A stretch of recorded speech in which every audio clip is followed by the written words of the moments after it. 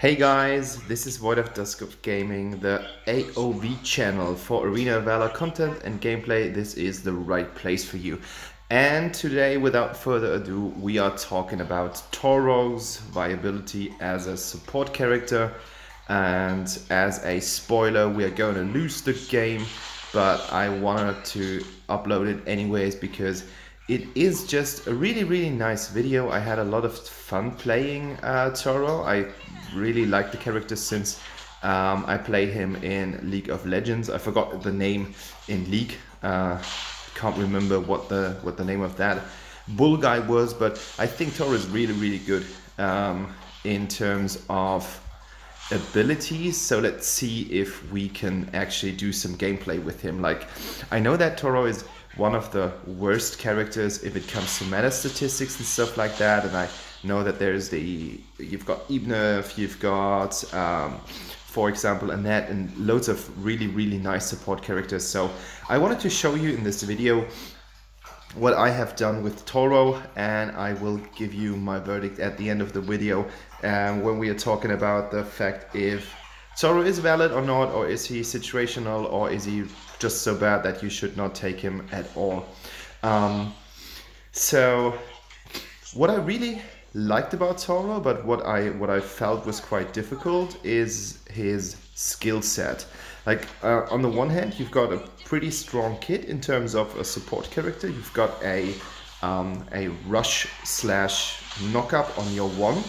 You've got some kind of slow with a shield on your 2, and you've got this massive groundbreaking ult where you will actually punch enemies into the air, and that is quite massive. I just unlocked the ult, and as I think I didn't play him before, so I don't know anything about him, and this is like, look at that force, look at that brute force. We are able to score the kill here with the help of the allied forces. So I really like the kit on the one hand, but what I realized pretty soon is that it takes some time for you and for those skills to activate. So you've got a short... I'll just have to check if my dog tries to snack some cat poo. He does that when I'm recording videos. I don't know how he got to the point where he actually figured out that I'm doing something, so I can't surveil him, but he does that. Like, that's crazy. Okay, let's get back to the game, guys. Sorry for the short introduction, but I will leave that in the video as well, as I think it makes everything a little bit more personal. I might even show you the dog someday. So I missed that one pretty bad. Problem is that there is a short activation, and there are not many characters in the game who have this sort of activation. Like, it's more common, I think, in other MOBAs, but I have to admit I wasn't really used to it. Like, at first I thought like, okay, yeah, I can handle that, but I just felt that it's limiting my already limited abilities in this game. So you really have to plan forward and straight ahead if you want to do something like that. And if you wanna get enemies with your skills or your abilities, and that might just be such a burden while Toro is not ranked in the upper tiers of the meta. Like, for the guys who don't know anything about tiers, there is a rating system that rates people, heroes, whatever, in a certain order, where you have the best tier, which will be S or A, and you will have the lowest tier, which is usually C or D or something like that. And Toro is, when you check the list, on the complete lower end of the scale. Like, he's at the bottom of the scale, and I think it's not that deserved, because Toro is actually quite good. But as you see, I activated my skill, and I had to wait till it came up, and Grug was able to walk out of the activation area. And now the people will come and say, yeah, but you're pretty bad on Toro. Experienced Toro players will know that, but that's the problem. Not everyone is experienced on Toro, and not everyone is willing to contribute time to mastering this hero, because they will just, if they deal with Arena of Valor, they will just basically find out, okay, Toro is pretty bad. Everyone is like, oh no, not Toro, please take someone else. Like, I had that in the group chats.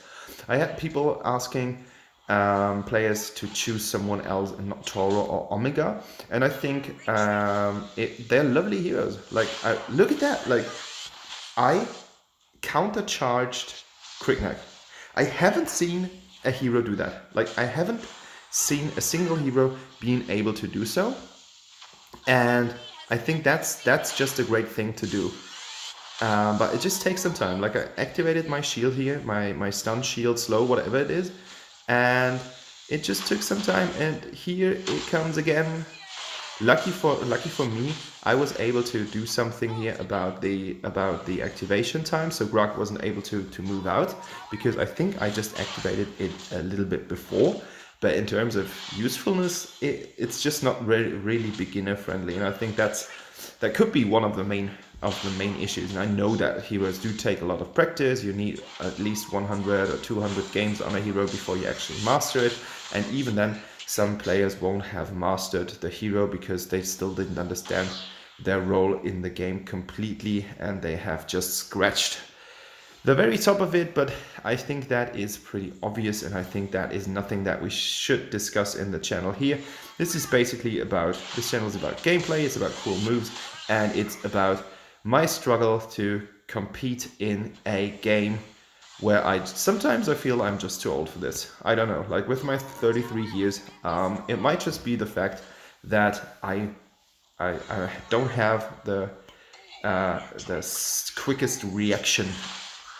I'm not entirely sure about that, but it could be. Bam, bam, bam. And look at that control mechanism. It's beautiful.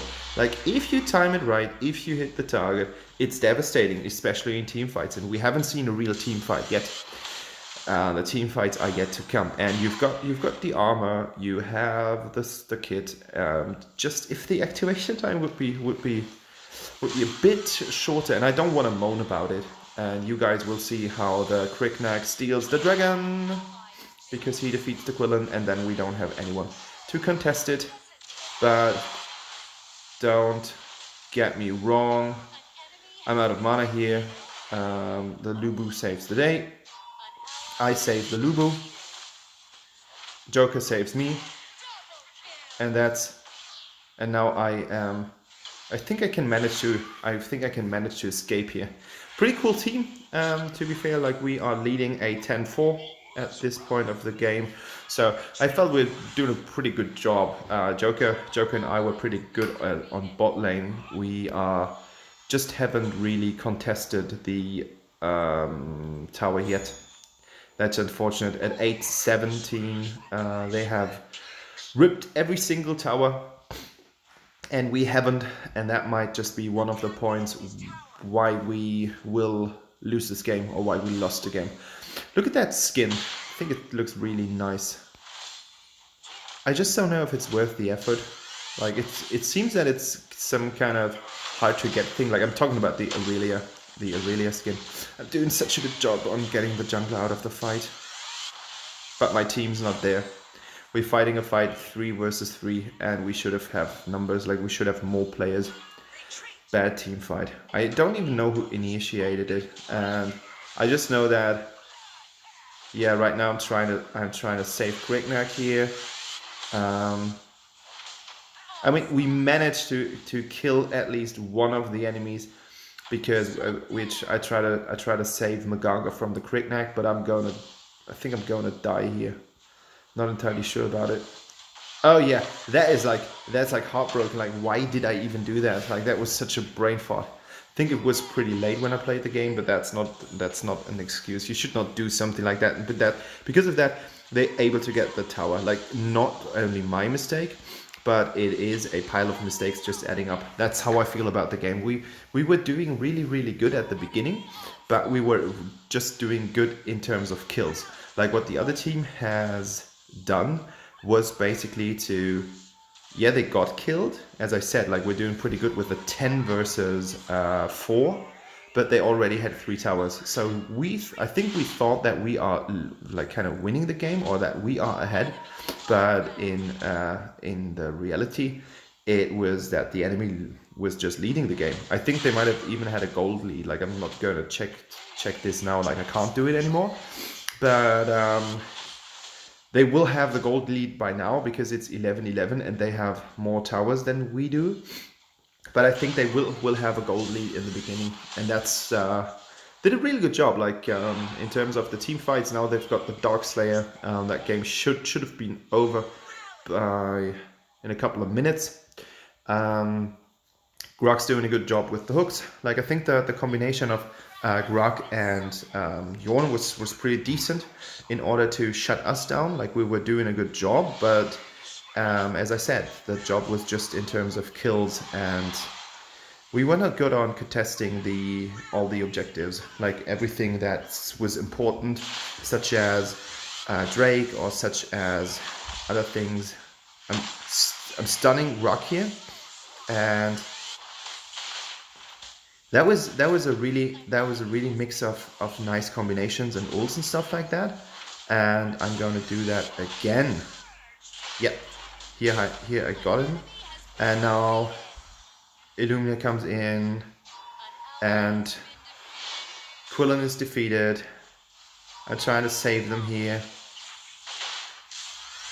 Yep, nice save.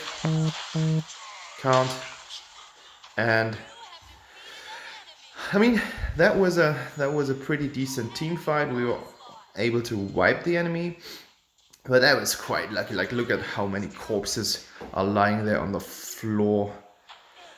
And now, what's the Joker to do? He can't do an objective by himself.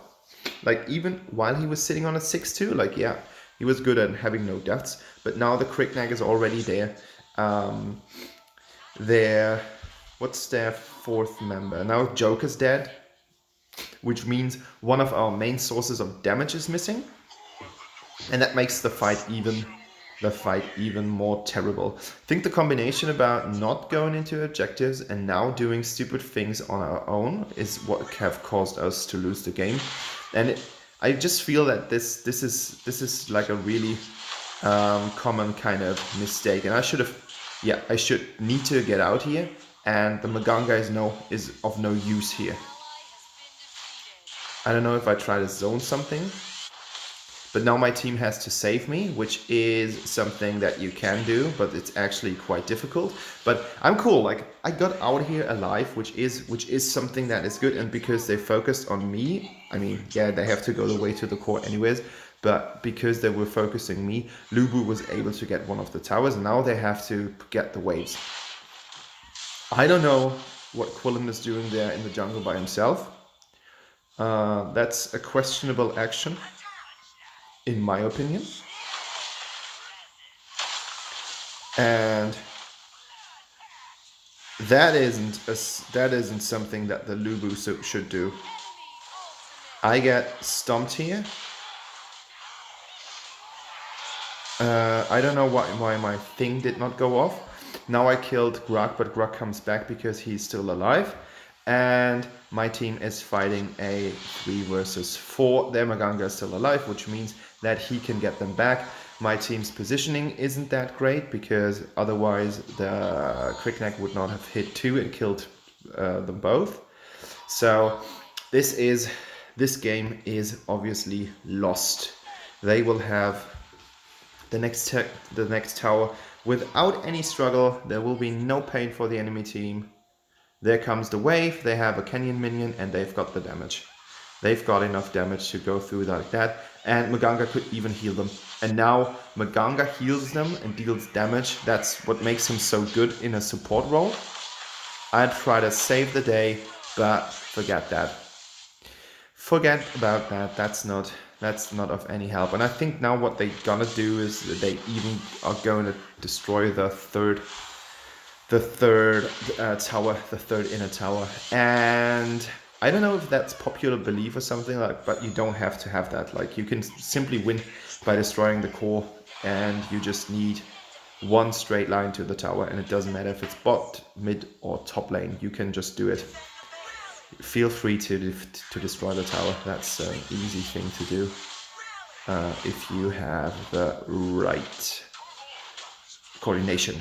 It's all about coordination in this game, like to know what your hero can do. That you have to coordinate yourself in terms of what you're doing at the stuff that you see on the screen. That's the first thing. And the second thing is, and that's even more important, where is the enemy?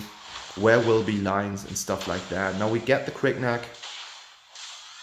And yep, I defeated the Cricknack. I defended the stuff here.